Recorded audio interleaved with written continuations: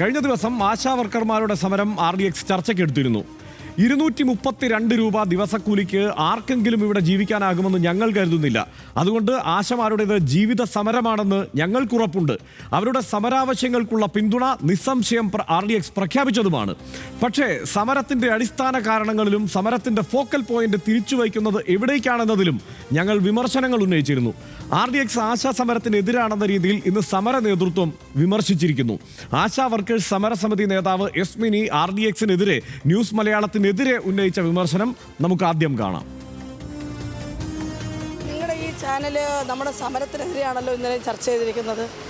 സമരത്തിനെതിരെ, സമര നേതൃത്വത്തിനെതിരെ വളരെ മോശമായി സംസാരിച്ചിരിക്കുന്നു. പിന്നെ നിങ്ങൾ ഈ സമരപ്പന്തലിൽ എന്ത് പ്രതീക്ഷിച്ചാണ് വരുന്നത്?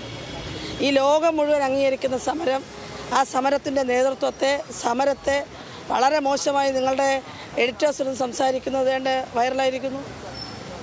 അതുകൊണ്ട് പറഞ്ഞേക്കുക, ഒന്നും സംസാരിക്കാനില്ല.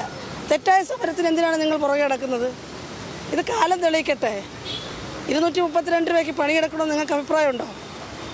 നിങ്ങൾക്ക് ശമ്പളം തരുന്നില്ലേ? നിങ്ങളും അടിമപ്പണിയാണോ? അതുകൊണ്ട് ഇത് പറഞ്ഞേക്കുക. എന്തായാലും ഇന്നലെ നമ്മൾ നടത്തിയ ചർച്ചയുമായി ബന്ധപ്പെട്ടാണ് ഇപ്പോൾ പ്രതികരണം വന്നിട്ടുള്ളത്. എന്തായാലും മറ്റ് ആശമാർക്കുള്ള പ്രതികരണം ഈ സമരപ്പന്തലിൽ വന്ന് തെറ്റായ അഭിപ്രായം നടത്തുന്ന ആളുകൾക്ക് ഇവിടെ വരേണ്ട കാര്യമില്ല. സമരത്തെക്കുറിച്ച് തെറ്റായി എഡിറ്റേഴ്സ് ഇരുന്ന് സംസാരിച്ചിട്ട് അത് നാട്ടുകാരെ മുഴുവൻ കേൾപ്പിച്ചിട്ട് ഇവിടെ വന്നിരിക്കുകയാണ്. എന്ത് പറയാനാണ്? നിങ്ങളുടെ വ്യക്തിപരമായ അഭിപ്രായമില്ലല്ലോ. നിങ്ങളാണോ കാര്യങ്ങൾ തീരുമാനിക്കുന്നതല്ലോ? കാര്യങ്ങൾ തീരുമാനിക്കുന്നവർക്ക് ഈ സമരത്തെക്കുറിച്ച് വിരുദ്ധ അഭിപ്രായമുണ്ട്. ഇത് റിപ്പോർട്ട് ചെയ്യേണ്ട. ഇന്ത്യയുടെ സ്വാതന്ത്ര്യ സമരം നടന്നത് മാധ്യമങ്ങൾ റിപ്പോർട്ട് ചെയ്തിട്ടൊന്നുമല്ല.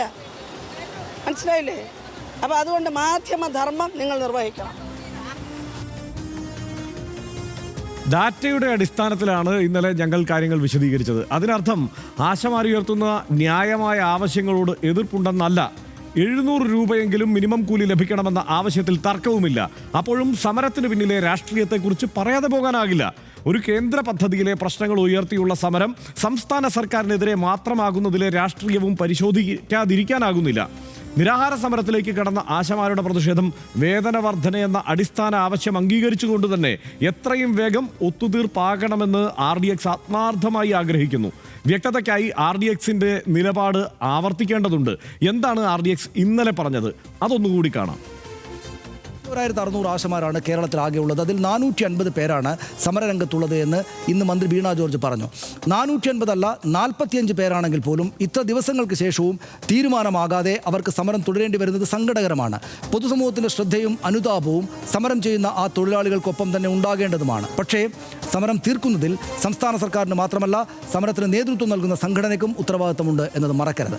ഒരു കേന്ദ്ര പദ്ധതിയിലെ പ്രശ്നങ്ങൾ പരിഹരിക്കാനാണ് സമരം. പക്ഷേ കേന്ദ്ര സർക്കാരിൻ്റെ നിലപാടിനെ തരിമ്പും വിമർശിക്കാതെ സംസ്ഥാന സർക്കാരിനെതിരായി മാത്രമാണ് സമരം മുന്നോട്ട് പോകുന്നത് എന്നതിൽ ഒരു പ്രശ്നമുണ്ട് വിസിബിളായിട്ട്. ഇപ്പോഴത്തെ ചർച്ചകളുടെ കുന്തമുന കേന്ദ്ര സർക്കാരിലേക്ക് കൂടെ നീട്ടാതെ ഇങ്ങനെ അവരെ സമരത്തിനെത്തുന്നത് ശരിയല്ല എന്ന് സമര നേതാക്കൾ ഓർക്കണം. കേന്ദ്ര നയത്തിലെ സമൂല മാറ്റം ആവശ്യപ്പെടാൻ ഈ അവസരത്തെ അവർ ഉപയോഗിക്കുകയാണ് വേണ്ടത്. സംസ്ഥാന സർക്കാരും സമര നേതാക്കളും ചേർന്ന് കാര്യങ്ങളെ ആശാ വർക്കർമാർക്ക് അനുകൂലമായ ഒരിടത്തെത്തിക്കുന്നതിൽ ഇനിയും കാലതാമസം ഉണ്ടാകരുത് എന്ന് RDX വിചാരിക്കുന്നു. അടുത്ത വിഷയത്തിലേക്ക്.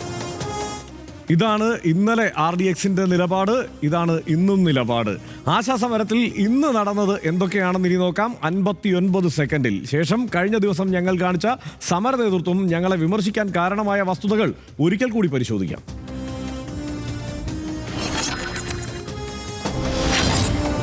ബുധനാഴ്ച നടന്ന ഒത്തുതീർപ്പ് ചർച്ചകൾ പരാജയപ്പെട്ടതോടെ ആശമാരുടെ സമരം പുതിയ രൂപം കൈവരിച്ചിരിക്കുന്നു. ആശാ ഹെൽത്ത് വർക്കേഴ്സ് അസോസിയേഷൻ സംസ്ഥാന general secretary MA Bindu, Thankamani, Sheeja എന്നിവർ സെക്രട്ടേറിയറ്റിന് മുന്നിൽ അനിശ്ചിതകാല നിരാഹാര സമരം തുടങ്ങി. ഓണറേറിയം 21,000 ആക്കി ഉയർത്തുന്നതും വിരമിക്കൽ ആനുകൂല്യങ്ങളും അംഗീകരിക്കാതെ ഒത്തുതീർപ്പിനില്ലെന്ന നിലപാടിൽ തന്നെയാണ് ആശാ വർക്കർമാർ. കേന്ദ്ര ആരോഗ്യമന്ത്രിയെ കണ്ട് ആശമാരുടെ ആവശ്യങ്ങൾ ഉൾപ്പെടെ അറിയിക്കാൻ ആരോഗ്യമന്ത്രി വീണ ജോർജ് ഡൽഹിയിലെത്തിയെങ്കിലും കൂടിക്കാഴ്ചയ്ക്ക് കേന്ദ്രമന്ത്രി സമയം അനുവദിച്ചില്ല. ആശമാരുടെ സമരത്തെ ചൊല്ലി ഭരണ പ്രതിപക്ഷ വാക്പോരിനെ തുടർന്ന് നിയമസഭയും ഇന്ന് പ്രക്ഷുബ്ധമായി. അംഗൻവാടി ടീച്ചർമാരുടെ സമരത്തിൽ നജീബ് കാന്തപുരം നൽകിയ അടിയന്തര പ്രമേയ നോട്ടീസാണ് ആശാ സമരത്തിലെ വാഗ്വാദത്തിലെത്തി നിന്നത്. സഭ ബഹിഷ്കരിച്ച് UDF MLA-മാർ സമരപ്പന്തലിലെത്തി പിന്തുണയറിയിച്ചു. സമരക്കാരെ സർക്കാർ പരിഹസിക്കുകയാണെന്ന് പ്രതിപക്ഷ നേതാവ്. 25,600-ലേറെ ആശമാർ സംസ്ഥാന സർക്കാരിനെ വിശ്വസിച്ച് ജോലി തുടരുന്നുണ്ടെന്ന് ആരോഗ്യമന്ത്രി വീണ ജോർജും പറഞ്ഞു. RDX rap news Malayalam.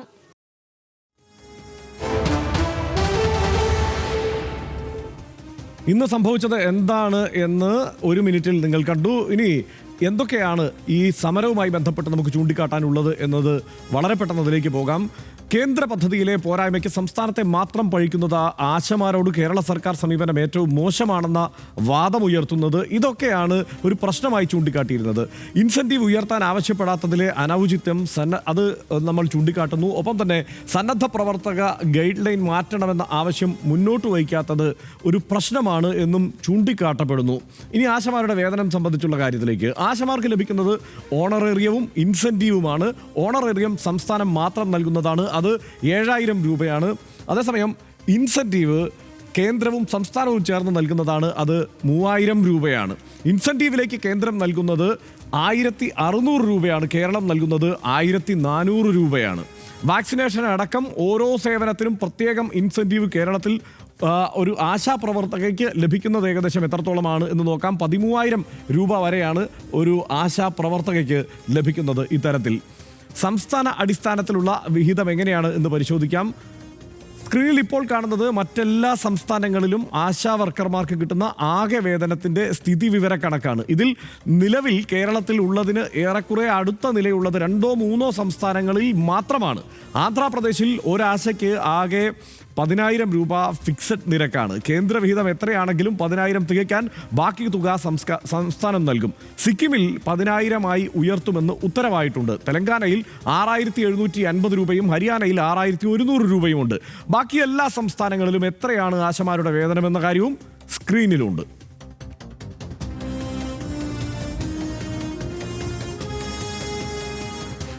Keralam 7000 രൂപയാണ് കൊടുക്കുന്നത്. ഒപ്പം തന്നെ ഇനി കുടിശ്ശിക കിട്ടാനുള്ളത് എങ്ങനെയാണ് എന്നതുകൂടി നമുക്ക് പരിശോധിക്കണമല്ലോ. കേന്ദ്രാവിഷ്കൃത പദ്ധതിയിൽ തുക കുടിശ്ശിക എന്നാണ് കേരളത്തിൻ്റെ വാദം. അതേസമയം കുടിശ്ശിക ഇല്ല എന്ന് കേന്ദ്രവും പറയുന്നു. കേരളം പറയുന്നത് 2023-24 ലഭിക്കേണ്ട 826.02 കോടിയെ പറ്റിയാണ്. അതിൽ കുടിശ്ശിക 636.88 കോടി രൂപയാണ്. ഇത് തടഞ്ഞു വച്ചിരിക്കുകയാണ്. ആയുഷ്മാൻ ആരോഗ്യ മന്ദിർ കോ ബ്രാൻഡിങ്ങിലെ തർക്കത്തിൽ അനുവദിച്ചു എന്ന് കേന്ദ്രം പറയുന്നത് 2024-2025 സാമ്പത്തിക വർഷത്തെ തുകയുടെ കണക്കാണ്. ഇതാണിതിലെ യാഥാർത്ഥ്യം. ഇതൊക്കെയാണ് നമ്മൾ എന്തായാലും ഈ സമരങ്ങളെ തള്ളിപ്പറയുന്ന ഒരു സമീപനം ഒരു കാരണവശാലും RDX എടുക്കില്ല എന്ന കാര്യത്തിൽ സംശയമില്ല. അത് ഏത് സമരമായാലും നമ്മൾ അങ്ങനെ തന്നെ തീരുമാനിച്ചിട്ടുള്ളതുമാണ്. പക്ഷേ ഇങ്ങനെ ഒരു വിമർശനം ഉണ്ടാവാനിടയായ സാഹചര്യത്തെക്കുറിച്ച് എങ്ങനെയാണ് സനീഷ് വിലയിരുത്തുന്നത്? പക്ഷേ ഇതിനകത്ത് ഈ സമരക്കാരുടെ നേതാവ് ശ്രീമതി യസ്മിനി ആ പറഞ്ഞ കാര്യം സത്യം പറഞ്ഞ വിഷമമുണ്ടാക്കി. കാരണം എന്താണെന്ന് വെച്ചാൽ നമ്മുടെ റിപ്പോർട്ടർ അങ്ങോട്ടേക്ക് ചെല്ലുന്നു, അഞ്ജു ജയപ്രകാശ് അങ്ങോട്ട് ചെല്ലുന്നു, വളരെ സജീവമായിട്ട് റിപ്പോർട്ട് ചെയ്തുകൊണ്ടിരിക്കുകയാണ്. പക്ഷേ അവർ ആദ്യം തന്നെ ഇതാണ് പറയുന്നത്, നമ്മൾ മറ്റെല്ലാ മാധ്യമങ്ങളും ചെയ്തതുപോലെ തന്നെ വളരെ കൃത്യമായിട്ട് ഈ സമരത്തെ റിപ്പോർട്ട് ചെയ്തുകൊണ്ടേയിരിക്കുകയായിരുന്നു. ആശാ സമരം തുടങ്ങിയ സമയം തൊട്ട് അവരുടെ ഏറ്റവും സൂക്ഷ്മമായിട്ടുള്ള കാര്യങ്ങൾ ഒരുപക്ഷെ മറ്റു മാധ്യമങ്ങളെക്കാൾ കൂടുതലായിട്ട് നമ്മൾ റിപ്പോർട്ട് ചെയ്തുകൊണ്ടേയിരിക്കുകയായിരുന്നു. അപ്പോഴാണ് ഇവരുടെ ഈ പ്രസ്താവന വന്നത്. പക്ഷേ അതിനകത്തൊരു പ്രശ്നമുള്ളത് ഹർഷൻ, അതായത് ഈ സമീപകാലത്ത് രാജ്യത്ത് നടന്ന ഒരുപക്ഷെ സ്വാതന്ത്ര്യ സമരത്തിന് ശേഷം രാജ്യത്ത് നടന്ന ഏറ്റവും വലിയ സമരം ഏതാണ്? അത് കർഷക സമരമാണ് എന്നെല്ലാവരും പറയും. ഈ കർഷക സമരത്തിൽ പോലും റിപ്പോർട്ട് ചെയ്യുന്ന മാധ്യമങ്ങൾ അതിനകത്തുള്ള പ്രശ്നങ്ങൾ ചൂണ്ടിക്കാണിക്കും, ഇല്ലേ? ഏത് സമരവും സമരത്തോടൊപ്പം നിന്ന് റിപ്പോർട്ട് ചെയ്യുമ്പോൾ അതിൻ്റെ പ്രശ്നങ്ങൾ കൂടെ നമ്മൾ ചൂണ്ടിക്കാണിക്കും. ഇവിടെ ആശാ വർക്കർമാരുടെ സമരത്തിലെ പ്രശ്നങ്ങൾ നമ്മൾ ചൂണ്ടിക്കാണിച്ചു. എന്താണത്? ആശാ വർക്കർമാർ എന്ന് വെച്ചാൽ ഒരു കേന്ദ്ര പദ്ധതിയുടെ ഭാഗമായിട്ട് വരുന്നതാണ്. കേന്ദ്ര പദ്ധതിയുടെ ഭാഗമായിട്ട് വരുന്ന ആളുകൾക്ക് കേന്ദ്രത്തിൻ്റെ ഈ ഭാഗത്ത് നിന്നുകൂടെ ഈ സമരങ്ങൾക്ക് ആവശ്യങ്ങൾ ഉന്നയിക്കേണ്ടതുണ്ട്. അങ്ങനെ ഉണ്ടായിട്ടില്ല എന്ന കാര്യം നമ്മൾ പറഞ്ഞു. അത് സ്വാഭാവികമായിട്ടും ആ നിലക്ക് അവർ കാണേണ്ടതായിരുന്നു. പക്ഷേ ഒരു സമരത്തിന് നേതൃത്വം കൊടുക്കുന്ന ആളുകൾ അതോട് മാധ്യമങ്ങൾ നിരന്തരമായിട്ട് കൃത്യമായിട്ട് റിപ്പോർട്ട് ചെയ്തുകൊണ്ടിരിക്കുന്ന മാധ്യമങ്ങൾക്കെതിരെ ഇങ്ങനെ ഒരു കാര്യം പറയാൻ വേണ്ടി പാടില്ലായിരുന്നു. സമരങ്ങൾ നടക്കുമ്പോൾ അതിനകത്തുള്ള പിശകുകൾ സമര നേതൃത്വവും കൂടെ ആ കാര്യത്തിൽ വേണ്ട ശ്രദ്ധ കൊടുക്കണമെന്ന കാര്യം നമ്മൾ കാട്ടേണ്ടതാണ് അല്ലേ?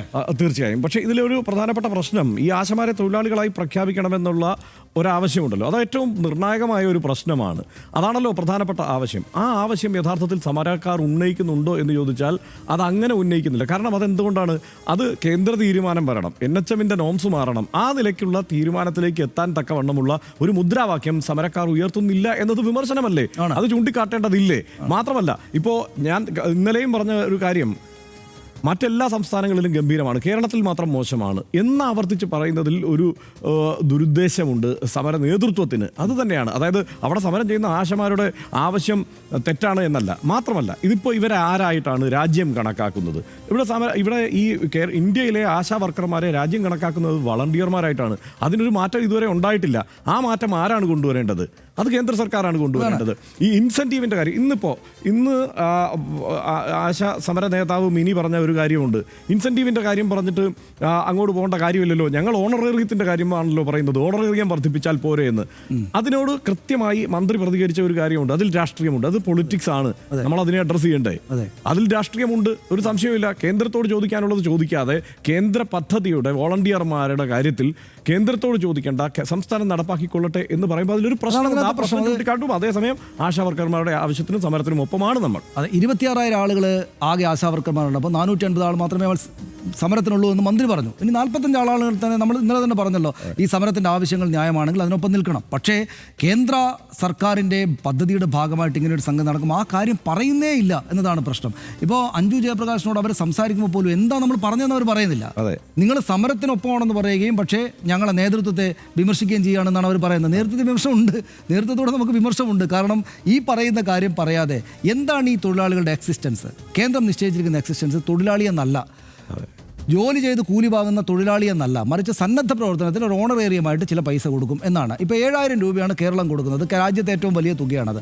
7,000 രൂപ 21,000 രൂപയാക്കണമെന്നാണ് അവരുടെ ആവശ്യം. അതെങ്ങനെയാണ് സംസ്ഥാന സർക്കാർ കൊടുക്കുന്ന ഒരു ഓണറേറിയം ജോലിക്ക് കൂലി എന്ന നിലക്കല്ലാതെ, തൊഴിലാളികൾ എന്ന നിലക്കല്ലാതെ കേന്ദ്ര പദ്ധതി വിന്യസിച്ച് വെച്ചിരിക്കുന്ന അവർക്ക് 3 ഇരട്ടി തുക വർദ്ധിപ്പിച്ചു കൊടുക്കാൻ ഏതെങ്കിലും സംസ്ഥാന സർക്കാരിന് പെട്ടെന്ന് പറ്റുമോ? അപ്പോൾ ഈ പ്രാക്ടിക്കലായിട്ടുള്ള സംഗതി അല്ലാതെ ഈ ആളുകളെ സമരത്തിനിരുത്തുകയാണോ എന്നൊരു സംശയം നമ്മൾ മുന്നോട്ട് വെച്ചാൽ സംശയമാണ്. അപ്പോഴും ആ സമരം ചെയ്യുന്ന ആളുകൾക്കെതിരെയുള്ള എന്തെങ്കിലും ആക്ഷേപമോ മറ്റോ അല്ല. ഈ സമരം വളരെ കൃത്യമായിട്ടാണ് നമ്മൾ റിപ്പോർട്ട് ചെയ്തുകൊണ്ടേയിരിക്കുന്നത്, വളരെ കൃത്യമായിട്ടാണ്. അവിടേക്ക് നമ്മുടെ ആളുകൾ പോവുകയും ഇന്ന് രാവിലെ ഈ പറയുന്ന തരത്തിലുള്ള ഒരു പരിഹാസം കലർന്ന വിമർശനം അവർ ഉന്നയിച്ചിട്ട് പോലും അഞ്ജു ജയപ്രകാശ് അങ്ങോട്ട് മാറി എന്നിട്ട് ഞാനെന്നാൽ അവരോട് സംസാരിച്ചു കൊള്ളാം എന്ന് പറഞ്ഞു. അപ്പോൾ അവരോടും സംസാരിക്കാൻ പറ്റില്ല. അവരങ്ങോട്ട് മാറി എന്നിട്ട് ഈ സമരത്തെക്കുറിച്ച് ഒരു അക്ഷരം അഞ്ജു ജയപ്രകാശ് നെഗറ്റീവായിട്ട് പറയാതെ, എന്നോട് ഇങ്ങനെ പറഞ്ഞിരിക്കുന്നു സമര നേതാവ്, എനിക്കത് വിഷമമുണ്ടാക്കിയിരിക്കുന്നു എന്നുപോലും പറയാതെ ആ സമരത്തെക്കുറിച്ച്, ആ സമരത്തോടുള്ള ബഹുമാനം മുഴുവൻ വെച്ച് റിപ്പോർട്ട് ചെയ്യുകയാണ് അഞ്ജു ജയപ്രകാശ് ചെയ്തത്.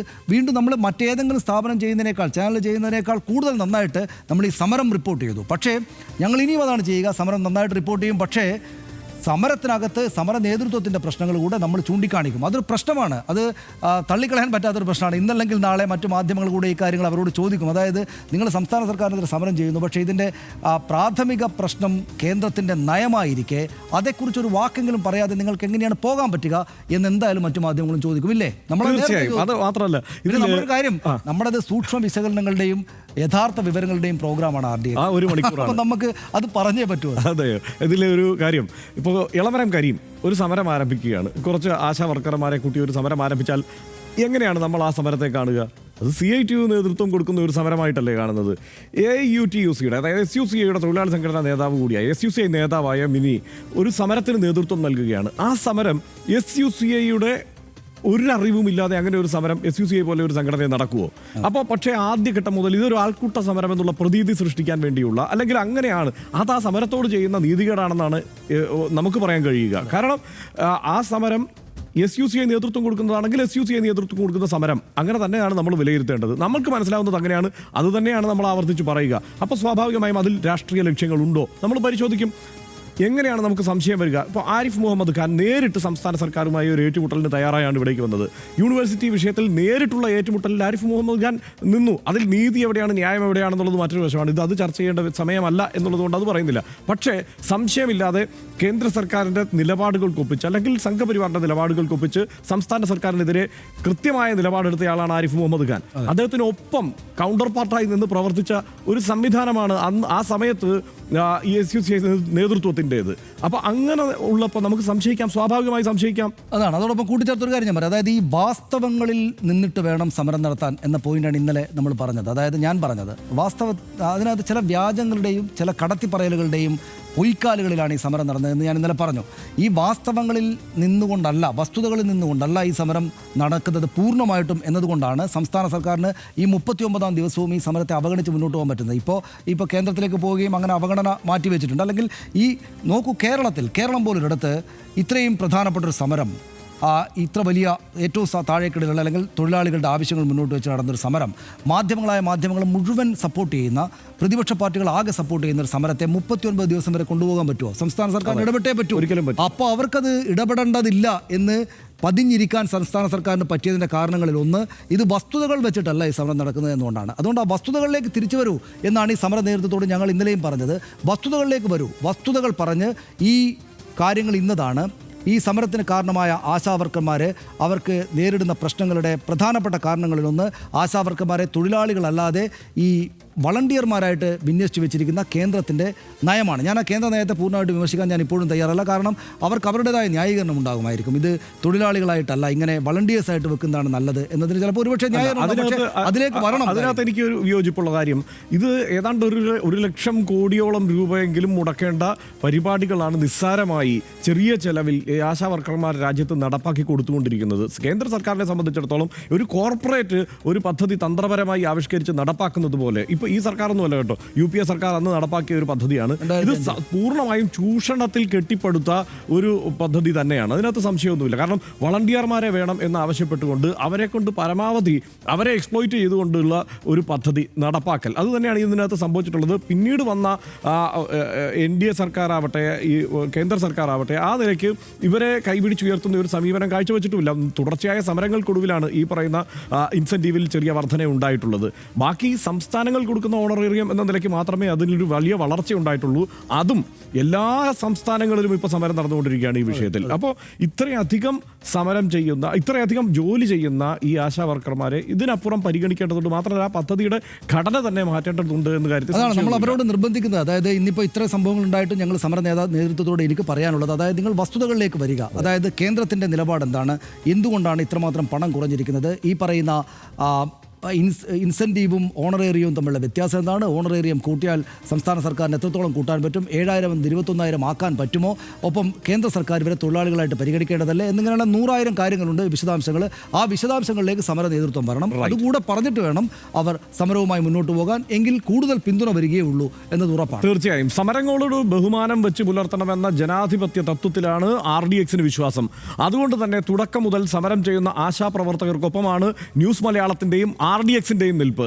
സാധാരണക്കാരായ അനേകം സ്ത്രീകൾ ഇത്രയും ദിവസമായി സമരത്തിൽ വന്ന് അവിടെ ഇരിക്കുന്നത് നിസ്സാര കാര്യമല്ലെന്നും അവരുടെ ജീവിത നിലവാരം ഉയരേണ്ടതുണ്ടെന്നും ഞങ്ങൾക്ക് നല്ല ബോധ്യമുണ്ട്.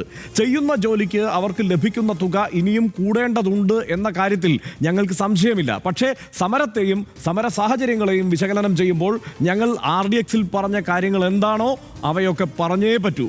സമര നേതൃത്വത്തിൻ്റെ ഭാഗത്തു നിന്ന് പിശക് വരുന്നുണ്ടോ എന്ന സംശയം ഞങ്ങൾക്ക് പ്രകടിപ്പിച്ചേ പറ്റൂ. അതാണ് ഞങ്ങൾ ചെയ്തത്. അത്തരം കാര്യങ്ങൾ ഞങ്ങൾക്ക് ഇനിയും ചെയ്യേണ്ടതായി വരും. ഓർക്കുക, വിശദാംശങ്ങളുടെയും സൂക്ഷ്മ വിവരങ്ങളുടെയുമാണ് RDX, പടർപ്പിൽ തല്ലുന്ന പരിപാടിയല്ല. ഒരു കാര്യം കൂടി പറയട്ടെ, സമര നേതാക്കൾ ഞങ്ങളോട് രോഷം കാണിച്ചെങ്കിലും തിരിച്ച് ഞങ്ങൾക്ക് അവരോട് ഒരു കാലുഷ്യവും ഇല്ല എന്നുകൂടി പറയട്ടെ. പക്ഷേ വസ്തുതകൾ പറഞ്ഞുകൊണ്ടേയിരിക്കും. സമരം ചെയ്യുന്ന ആശാ വർക്കർമാർക്ക് എല്ലാ അഭിവാദ്യങ്ങളും അറിയിച്ചുകൊണ്ട് RDX അടുത്ത വിഷയത്തിലേക്ക്.